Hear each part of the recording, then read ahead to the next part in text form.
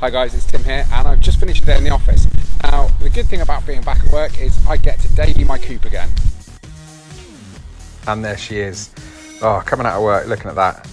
Almost takes the pain away of coming back into the office after 12 weeks working from home. Almost.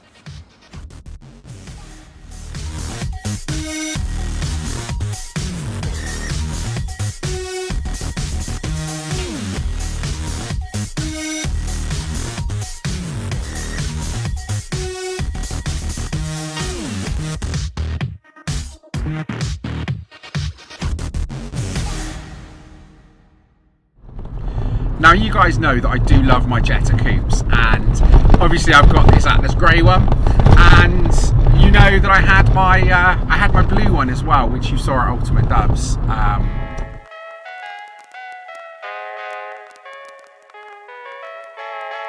But there's another one. Another one. Yes, another one. Another one. Now, this was a Jetta that I bought in 2016, just after Christmas, so right at the end of the year. And I flew out to Germany to pick it up, drove it home, and I haven't driven it since.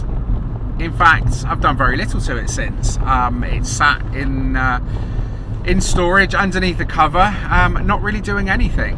So I'm going to tell you the story of this Jetta Coupe that I bought, I drove home, and haven't touched since.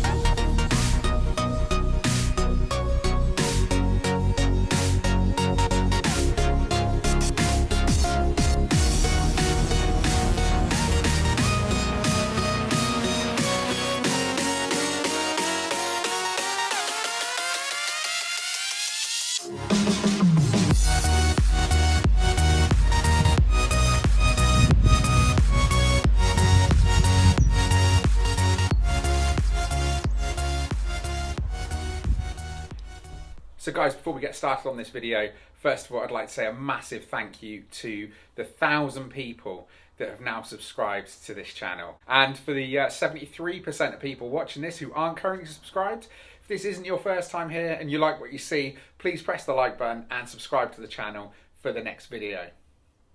So this coupe, well, so as we know, I've got a bit of a thing for Jetta Coupes. So I've had the blue one that I imported from Holland. That was probably 9 years ago now. I then also got the Atlas Grey coupe that you've seen a lot on the channel. And then we've got the other coupe. So this was one, as I said, I bought it late 2016. It was an interesting time for me. I just bought my Atlas Grey that year. I bought a GT Engineering Jetta that year. And then this coupe came up and I thought, do you know what, the price was right.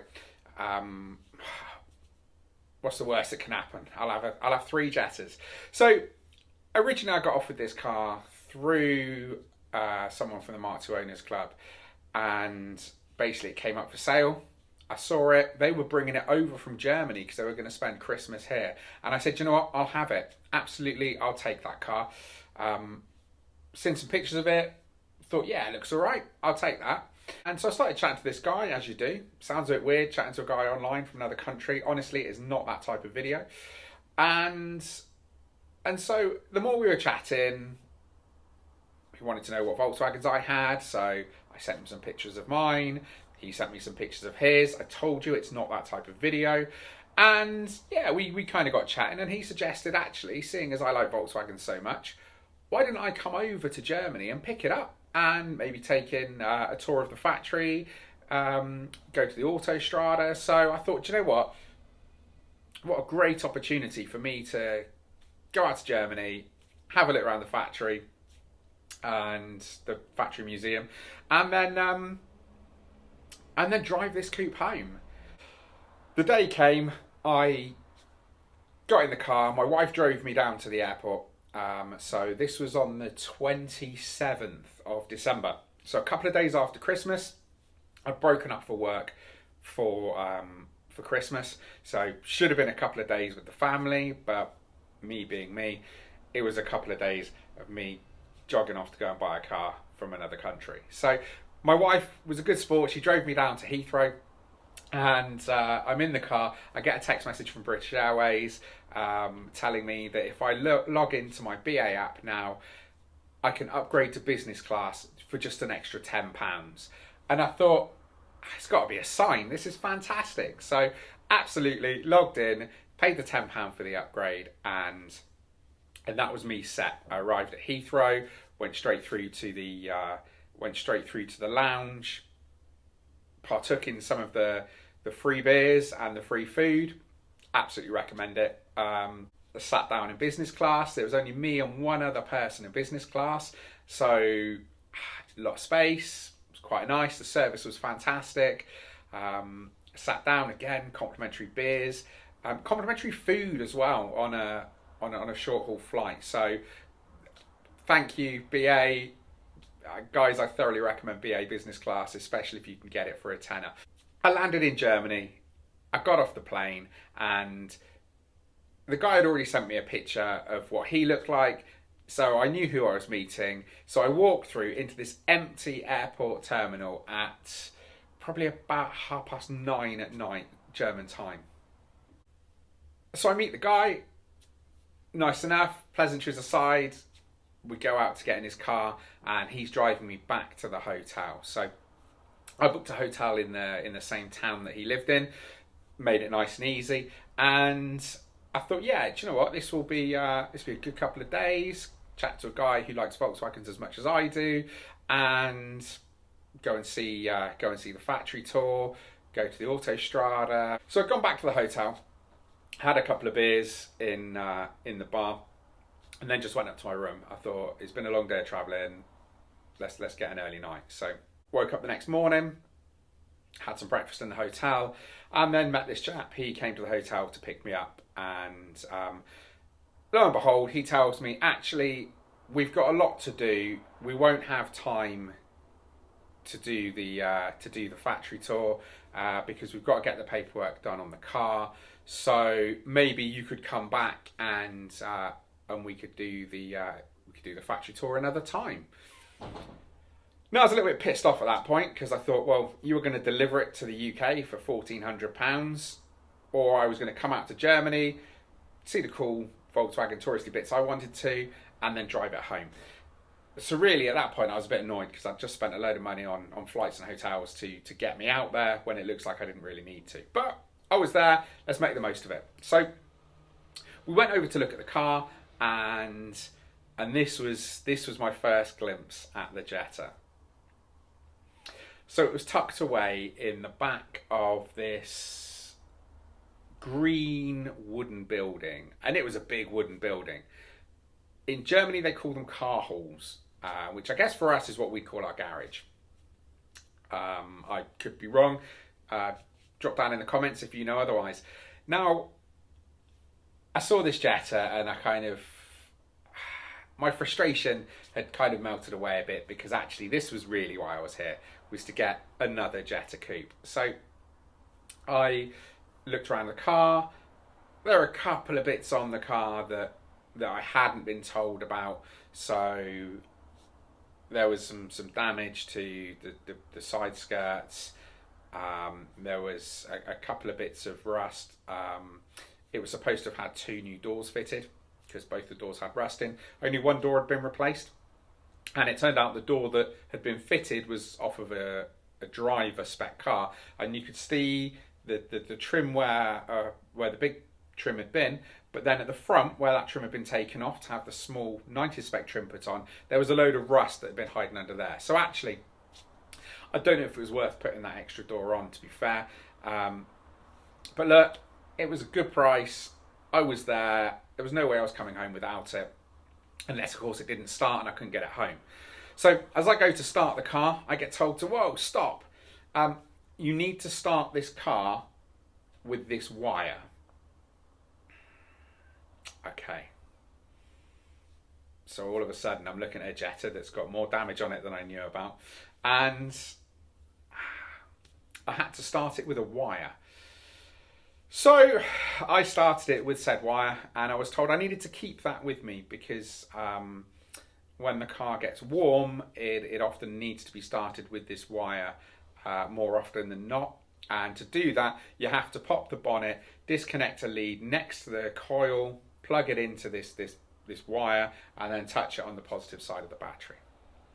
Not ideal. Definitely not ideal. So we then go out into Germany for the day. We kind of have to go and do the registration bits. Now, if you're interested, I'll do another video on going out to pick up a car from Europe and the process involved. But just to give you an idea, you go to what is like a travel agent to do some paperwork. They then give you some paperwork. You then take that paperwork to the vehicle office. Now, this vehicle office reminded me very much like a council building from the 90s here. Maybe like a job centre or like a council office. It was really grey, it was dingy, it was quite busy, a lot going on, and me not speaking a word of German, I hadn't got a clue what was going on. So from there we did some of the export paperwork, and I had to pay a fee, which they didn't tell you how much the fee is. They just take your bank details and tell you they're going to bill you the sort of export tax. I'm not sure what it was, but I had to give them my bank details and they were just going to bill me. Now, it could have been €1, it could have been €100. I had no clue at this point, but I thought, you know what, I'm here, we're doing this. Now, luckily it turned out it was €10.63, so it wasn't a lot of money. But then we went from there with the paperwork they gave us to go and get a set of number plates made up. Now, at the office where the number plates are made up, you have to hand them the paperwork. They make your number plates, put the little stickers on for the tax, I guess. Now, because it was an export vehicle, I had specific plates that were valid for 7 days. So you'll see them on the car at the moment because I haven't done anything with it. So once we've got those plates made up, we then went back to get the car. We put them on the car, and once the car was ready, we then drove that back to that sort of original council office place. And next to that, there's a bay. Now, turns out that's where vehicles get their TUV done, or TUV. And so I had to have the car inspected to make sure it was the right vehicle and that I wasn't just stealing some random silver Jetta. So with all of that done, we'd wrap that up after a spot of lunch by probably about 3 o'clock in the afternoon. Now, what do? Got a couple of hours to kill, bearing in mind driving home the next morning. So we do what any person would do when they're on holiday. We went to some cash and carries. Now, the chap I met, he's a really nice guy, but has a really unhealthy obsession with cash and carries. So it's almost like he didn't understand that we could buy Nutella in the UK. Now, the good thing was about going to a German cash and carry was the amount of beer. So I literally filled up the boots of the Jetta with probably €100 worth of beer and an absolute load of German sausages. So beer, sausage, loaded up in the car, pretty much ready to go. So not much else to do. So went for a drive in the car because it was legal, it was plated. Went and drove around some of the local German countryside, and yeah, it was nice. It drove really well, and I really enjoyed it. So it was getting dark, and the guy I was with kind of didn't want to stay out too late as we were driving back to the UK the next day. So we drove back to my hotel and I parked up the Jetta. He drove home in his Golf, and then I basically had an evening to kill. Now, I'm in a German town at Christmas, so there's really only one thing to do, and that was tour the Christmas market that just so happened to be outside my hotel window.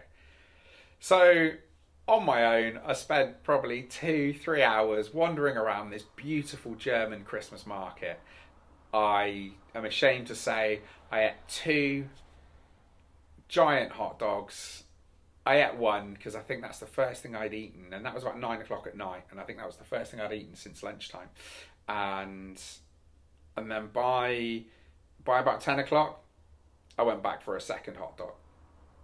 So wandered around, took in the sights, drunk some mulled wine, which in Germany they call it glow wine, but it's mulled wine. It's we have that here, so it's not unique to Germany. I'm pretty sure it's available all over the world.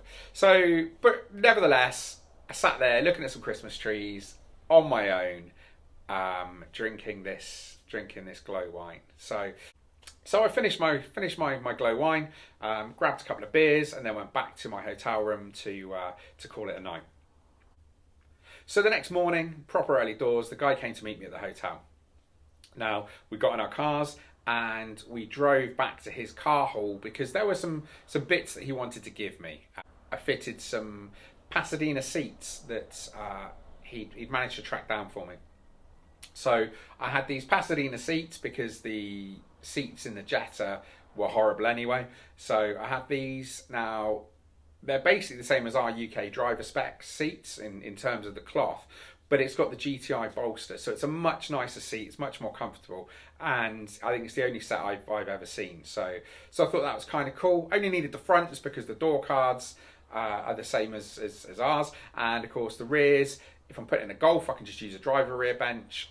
If I'm putting in a Jetta, I can swap the fabrics over and do all the bits. So only needed the front seats. So I got those fitted in about 2 minutes, and loaded up the car with some other bits and pieces, and we were good to go. So we made our way out of Germany and stopped off for some breakfast, and we picked up just all sorts of random bits at a bakery. Now, I picked up some bread rolls with cheese and ham melted on the top, and just some other sort of bits and pieces and some snacky food for me to eat while I was driving back. Foot down all the way out of Germany, stopped off at a truck stop just because the guy I was with wanted to stretch his legs. When we stopped there, he pulled up behind me. She at that point got quite angry with me because I was driving too fast and had the cheek to say, I understand that you're on an autobahn and you're probably not used to driving fast. So maybe you got excited. No. It's a 1600 auto Jetta Coupe. It doesn't go that fast. Now, I think I was going a little bit fast, but nothing much. I mean, I was probably doing about 80, 85 miles an hour. So maybe a little quick, but not ridiculously fast and certainly not unsafe. So we continued on. We went into Belgium, stopped off at a service station to get some food, drink, use the toilet. But by that time, the fog had just descended and the visibility was terrible. And carried on through Belgium into France. And by that time, it had got very, very cold and there was next to no visibility. But carried on and managed to get to Calais to get back on the ferry. Now, when I got to Calais, it was so cold, and I looked up at my antenna, but there was this massive sort of sheet of ice all down the backside of the antenna. So I cleared that off and looked around the car. So happy with my purchase, happy that I was back in Calais on the final leg of my trip home. I go to start the car to get on the ferry because all the cars are starting to move. Bloody thing doesn't start. So I'm there, I'm popping the bonnet, I'm touching the battery and the coil wire like some weird criminal stealing cars at a ferry port. So got the car running, drove onto the ferry, parked it up, and then that was it. It was the home stretch. Ferry pulled into Dover. I then, at that point, I'd said my goodbyes because he was staying in Dover with some friends that night. I was driving back home to Wiltshire. So I got into the car, went to start to get off the ferry. Again, it wouldn't bloody start. So got the wire, touched the coil wire, did the battery, started, got back in the car, drove it off the ferry. Now, I'd already stopped for fuel once in Europe. So I'd filled it up when I left Germany, filled it up in Belgium. But by the time I'd got back, it needed more fuel. So I stopped in Dover because I thought I probably haven't got enough fuel to make it all the way back home. So I stopped in Dover on the motorway, just outside of Dover really, filled it up. It was freezing cold. That freezing fog had come across the channel and it hit the coast of the UK. And I was tired. It was probably, by that time, it was the best part of maybe 11:30 at night. And I was cold, I was getting tired, I'd been in that car all day, paid for my fuel, went to get back in my car, turned the key, wouldn't start again. So wire, coil, battery, started, got in the car and just drove it all the way home. And that was it. It was on my drive for a little bit, and then I drove it up to my workshop to store it, popped a car cover over it, and that was kind of it. And then kind of the silver coupe just stayed in storage under its cover, not really doing much. Until now, really. So as I'm about to move workshops, we needed to get it out, we needed to get it up and running. So one of the things that I did do when I got it back from Germany was change the suspension. So when I bought it, I was showing the pictures, it was lowered. When I got there, again, another thing with this car is that he'd taken the lowered suspension off and put it in the boot and said, I've put higher suspension on to make it more comfortable to travel. I didn't ask him to do that, and to be honest, it was just a pain because then I had to change it back, had to get the tracking done. So I changed the suspension, I took the steel wheels off it, test fitted these OZ Super Ts that are on there at the moment. They're in desperate need of a refurb and some new tyres, but I kind of like how they look. So they're on there now, and yeah, and that kind of is how it sits. So I guess what next? So that 1600 auto engine can't stay in there. What do I put in there? 180 VR6 24 valve. Yeah, guys, you tell me in the comments, what do you think I should do with this car? So guys, I hope you enjoyed the story of how I came to get a Jetta Coupe that I've not driven for 3 years. So if you did enjoy it, remember to like the video. Please subscribe to the channel if you're not already. And guys, I will see you on the next one.